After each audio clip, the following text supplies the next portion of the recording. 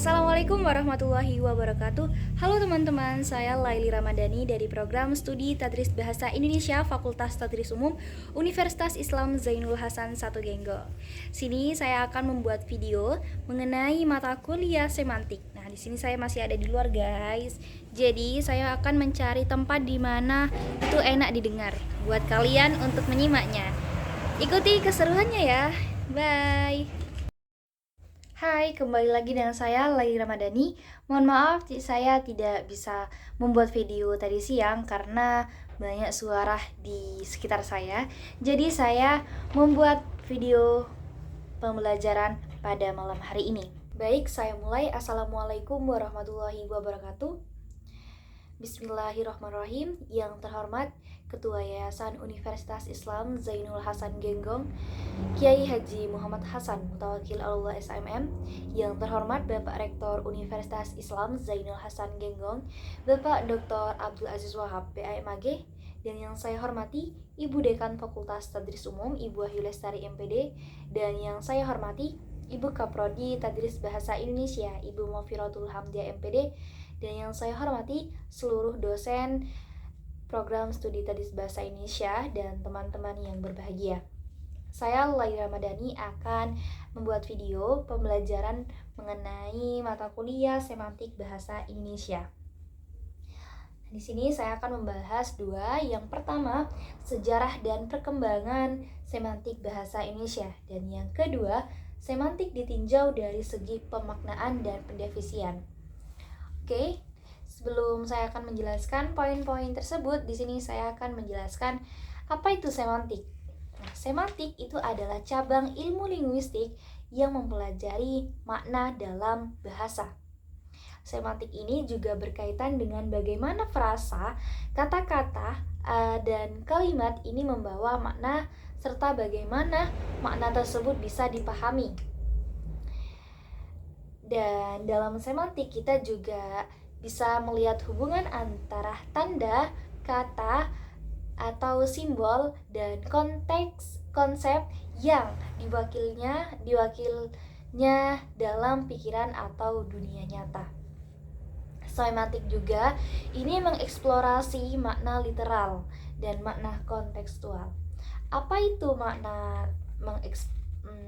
literal dan makna kontekstual? Jadi makna literal ini adalah arti dasar dari suatu kata atau frasa. Sedangkan makna kontekstual ini adalah yang dipengaruhi oleh konteks penggunaan, seperti siapa yang berbicara, kepada siapa, di mana, dan kapan. Oke, kita lanjut pada contoh aspek dalam semantik, yaitu ada 5. Yang pertama, polisemi. Apa itu polisemi? Jadi polisemi ini satu kata yang memiliki beberapa makna, seperti kepala. Nah, bisa diartikan bahwa kepala itu adalah bagian dari tubuh maupun pemimpin. Dan kedua, itu ada sinonim. Nah, sinonim ini kata-kata berbeda yang memiliki makna serupa, seperti besar, luas. Ketiga, itu ada antonim. Antonim itu adalah kata-kata berbeda yang memiliki jadi antonim ini adalah kata-kata yang memiliki makna berlawanan, seperti tinggi, rendah, panjang, pendek, begitu ya. Dan keempat, itu ada homonim. Homonim itu adalah kata yang memiliki bentuk sama tetapi maknanya berbeda, seperti bisa. Nah, itu contoh yang mudah ya. Bisa itu berupa bisa melakukan sesuatu ataupun bisa dikatakan itu racun gitu. Dan kelima, itu ada ambiguitas. Ambiguitas ini adalah kalimat atau frasa yang memiliki lebih dari satu interpretasi, seperti ibu pergi ke pasar dengan adik. Jadi semantik ini sangat penting dalam berkomunikasi. Oke, kita lanjut pada sejarah dan perkembangan semantik bahasa Indonesia.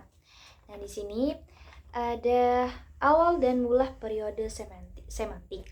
Jadi, perkembangan semantik ini merupakan suatu proses yang dinamis dan kompleks. Berbagai faktor, baik dari internal maupun eksternal. Dan ini juga berkontribusi pada perubahan makna kata dalam bahasa Indonesia, baik dari pemahaman terhadap sejarah perkembangan semantik itu juga sangat penting untuk memahami bahasa Indonesia secara lebih mendalam. Jadi, awal mulanya periode semantik ini itu sebuah tinjauan semantik cabang ilmu bahasa yang mempelajari makna. Telah mengalami perkembangan yang secara dinamis dalam konteks bahasa Indonesia. Pengaruh berbagai faktor, mulai dari sosial budaya, sejarah sosial, hingga kontak dengan bahasa asing dari bentuk wajah semantik bahasa kita saat ini. Itu juga ada bahasa Melayu klasik, di mana bahasa Indonesia itu memiliki akar yang kuat pada bahasa Melayu klasik. Banyak kata dasar dan struktur kalimat yang kita gunakan sehari-hari itu berasal dari masa ini. Dan juga ada pengaruh bahasa asing seperti Arab, Belanda, dan Inggris. Itu telah memperkaya pembendaharaan kata bahasa Indonesia, terutama dalam bidang agama, pemerintahan, dan ilmu pengetahuan. Dan juga ada periode underground. Dan dilanjut ada faktor-faktor yang mempengaruhi perkembangan semantik bahasa Indonesia. Di situ ada 3. Yang pertama itu perubahan sosial budaya. Jadi perubahan sosial budaya ini merupakan perkembangan teknologi, globalisasi, dan perubahan gaya bahasa yang sangat mempengaruhi makna kata. Yang selanjutnya ada kontak bahasa, di mana kontak bahasa ini interaksi melalui bahasa lain yang menyebabkan terjadinya pertukaran kata dan pengaruh pada makna kata yang sudah ada. Selanjutnya, faktor psikologis. Apa itu faktor psikologis? Jadi faktor psikologis ini persepsi dan pengalaman individu juga dapat mempengaruhi pemahaman terhadap makna suatu kata. Dan kita lanjut pada semantik ditinjau dari segi pemahaman dan pendefinisian. Di sini ada memahami proses pemaknaan. Jadi, makna ini mengacu pada pengertian yang sangat luas. Dalam kamus linguistik, makna memiliki beberapa arti yang bisa dijabarkan. Makna juga dapat diartikan sebagai maksud pembicara, pengaruh penggunaan bahasa dalam segi pandangan atau perilaku manusia, serta hubungan antara kepaduan atau ketidakpaduan antara ujaran atau bahasa yang sedang diperhatikan. Jadi, makna merupakan pertautan yang ada dalam unsur-unsur bahasa. Yang kedua, ada memahami proses pendefinisian. Nah, jadi memahami proses pendefinisian ini merupakan proses yang dilakukan proses untuk bertujuan mengungkapkan kata-kata terhadap suatu benda, konsep, proses, ataupun peristiwa. Dalam membuat definisi, ada beberapa cara yang harus kita gunakan.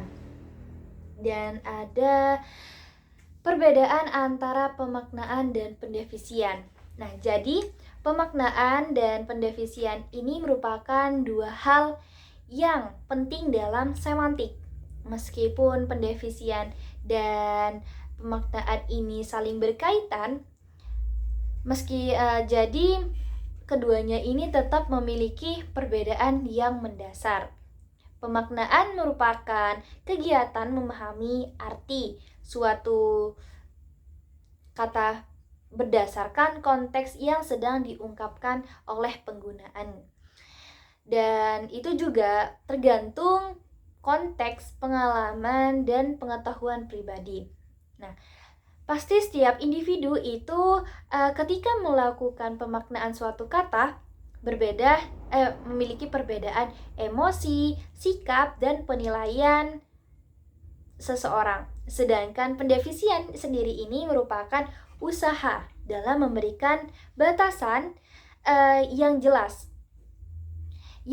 dalam objektif terhadap makna. Pendefisian ini juga berusaha tetap memberikan dan pengertian suatu kata yang sesuai secara universal. Pendefisian ini seringkali menggunakan bahasa yang formal serta mengikuti aturan-aturan tertentu. Aturan yang dimaksud adalah definisi hanya menyakup ciri-ciri yang benar, relevan, jelas, dan tidak ambigu. Sekian dari saya, semoga penjelasan saya bisa dipahami oleh teman-teman semua. Saya Laida Madani mengucapkan terima kasih kepada teman-teman dan ibu dosen yang telah menyimak penjelasan dari saya. Dan saya akhiri, wassalamualaikum warahmatullahi wabarakatuh.